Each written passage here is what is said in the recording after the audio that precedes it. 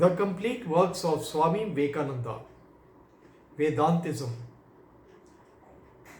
On 20th December 1897, Swami Vivekananda delivered a lecture on Vedantism in the hall of the Maharaja's bungalow, in which he was lodged with his disciples. The Swami was introduced by the Raja, who was the president of the meeting, and he spoke for more than an hour and a half. The Swami was at his best, and it was a matter of great regret that no shorthand writer was present to report this interesting lecture at length. The following is a summary from the notes taken down at that time. Two nations of yore, namely the Greek and the Aryan, placed in different environments and circumstances. The former, surrounded by all that is beautiful, sweet, tempting in nature, with an invigorating climate, and the latter, surrounded by every side by all that was sublime and born and nurtured in a climate which did not allow much physical exercise, developed two peculiar and different ideals of civilization. The study of Greeks was the outer infinite, while that of the Aryans was the inner infinite. One studied the macrocosm and the other the microcosm. Each had its distinct part to play in the civilization of the world. Not that one was required to borrow from the other, but if they compared notes, both would be the gainers. The Aryans were by nature an analytical race. In the sciences of mathematics and grammar, wonderful fruits were gained, and by the analysis of mind the full tree was developed. In Pythagoras, Socrates, Plato, and the Egyptian Neoplatonists, we can find traces of Indian thought. The Swami then traced in detail the influence of Indian thought on Europe and showed how at different periods Spain, Germany, and other European countries were greatly influenced by it. The Indian prince Darashikoh translated the Upanishads into Persian, and a Latin translation of the same was sent by Schopenhauer, whose philosophy was molded by these. Next to him, the philosophy of Kant also shows traces of the teachings of the Upanishads. In Europe, it is the interest in comparative philosophy that attracts scholars to the study of Sanskrit. Though there are men like Deussen who take interest in philosophy for its own sake. The Swami hoped that in future much more interest would be taken in the study of Sanskrit. He then showed that the word Hindu in former times was full of meaning, as referring to the people living beyond the Sindhu or the Indus. It is now meaningless, representing neither the nation nor their religion. For on this side of the Indus, various races professing different religions live at the present day. The Swami then dwelt at length on the Vedas and stated that they were not spoken by any person, but the ideas were evolving slowly until they were embodied in book form, and then that book became the authority. He said that various religions were embodied in books.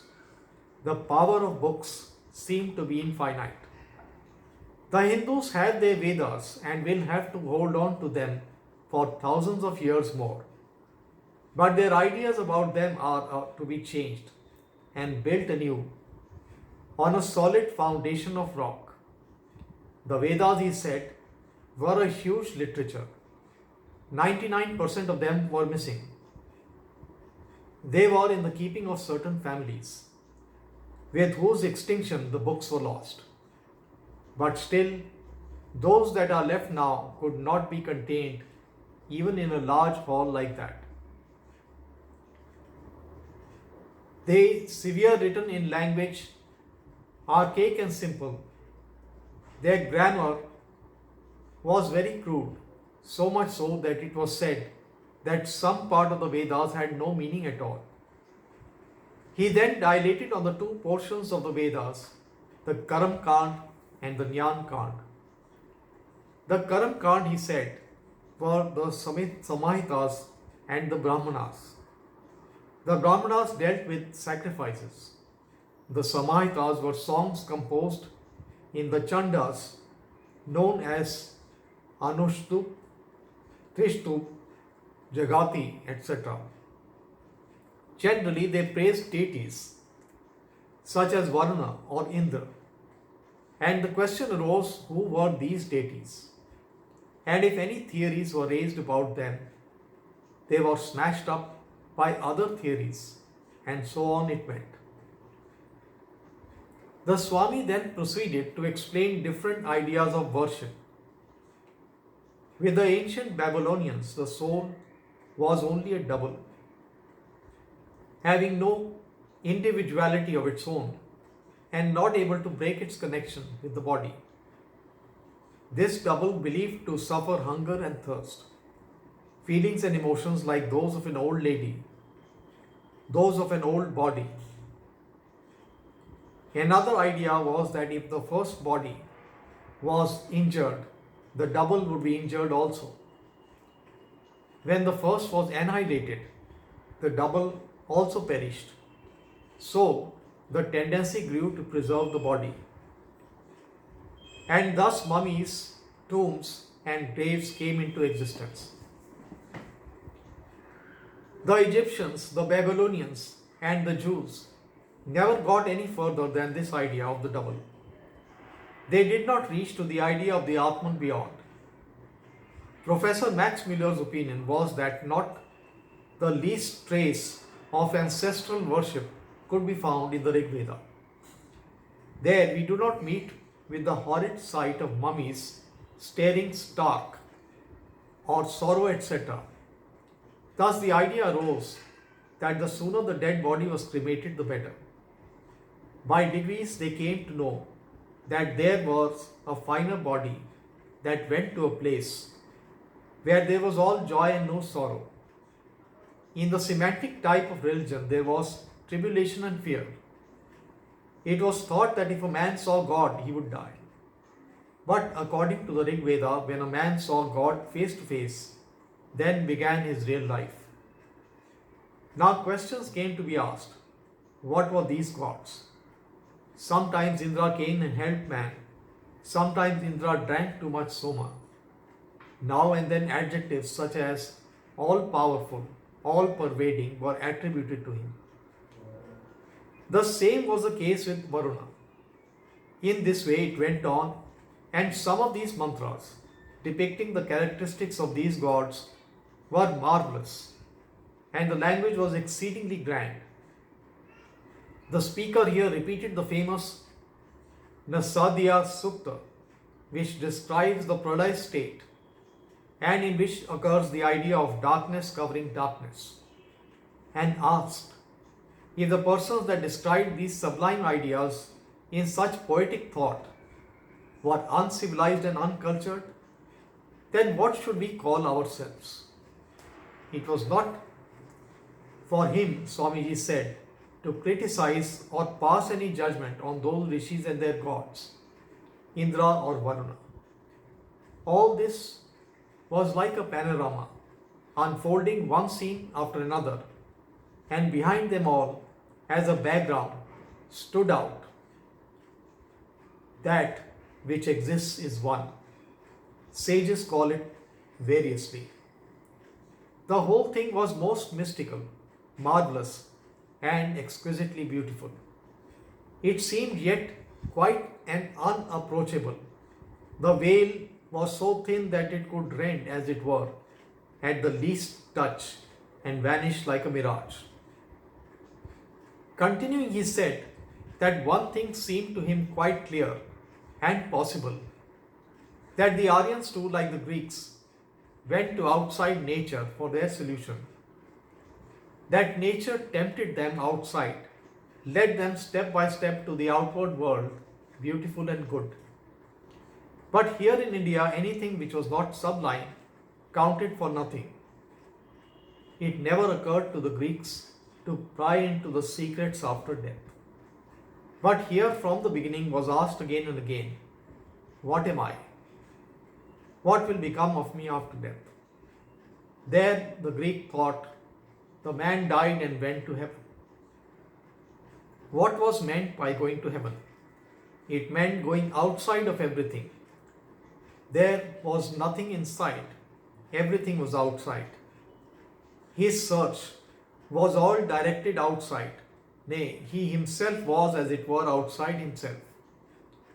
And when he went to a place which was very much like this world, minus all its sorrows, he thought he had got everything that was desirable and was satisfied. And there all ideas of religion stopped. But this did not satisfy the Hindu mind. In its analysis, these heavens were all included within the material universe. Whatever comes by combinations, the Hindu said, dies of annihilation. They asked external nature, do you know what is the soul? And nature answered, no. Is there any God? Nature answered, I do not know. Then they turned away from nature. They understood that external nature, however great and grand, was limited in space and time. Then there arose another voice. New sublime thoughts dawned in their minds. That voice said, Neti, Neti, not this, not this. All the different gods were now reduced into one. The sun, moons, stars, nay, the whole universe were one. And upon this new ideal, the spiritual basis of religion was built. There the sun doth not shine, neither the moon, nor stars, nor lightning. What to speak of this fire? He shining, everything doth shine. Through him, everything shineth. No more is that limited, crude, personal idea. No more is there that little idea of God sitting in judgment. No more is that search outside, but henceforth it is directed inside. Thus, the Upanishads became the Bible of India. It was a vast literature, these Upanishads, and all the schools holding different opinions in India came to be established on the foundation of the Upanishads.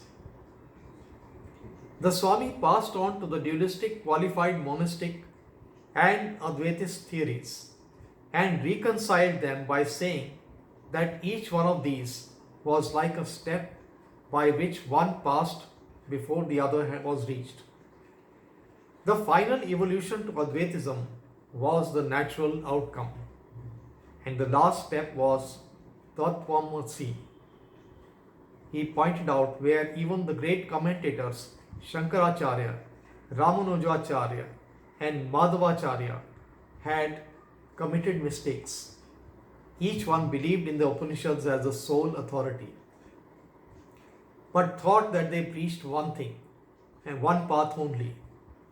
Thus Shankaracharya committed the mistake in supposing that the whole of the Upanishads taught one thing, which was Advaitism and nothing else. And wherever a passage bearing distinctly the Dvaita idea occurred, he twisted and tortured the meaning to make it support his own theory. So with Ramanuja and Madhavacharya, when pure Advaitic texts occurred, it was perfectly true that the Upanishads had one thing to teach, but that was taught as going up from one step to another. Swamiji regretted that in modern India the spirit of religion is gone. Only the externals remain. The people are neither Hindus nor Vedantists. They are merely don't touch us. Their kitchen is their temple, and handi, bartans, cooking pots are their devta, objects of worship. This state of things must go. The sooner it is given up, the better for our religion. Let the Upanishads shine in their glory, and at the same time, let not quarrels exist among different sects. As Swamiji was not keeping in good health, he felt exhausted at this stage of the speech. So he took a little rest for half an hour, during which time the whole audience patiently waited to hear the rest of the lecture. He came out and spoke again for half an hour and explained that knowledge was a finding of unity in diversity, and the highest point in every science was reached when it was found the one unity underlying all the variety. This was as true in physical science as in the spiritual.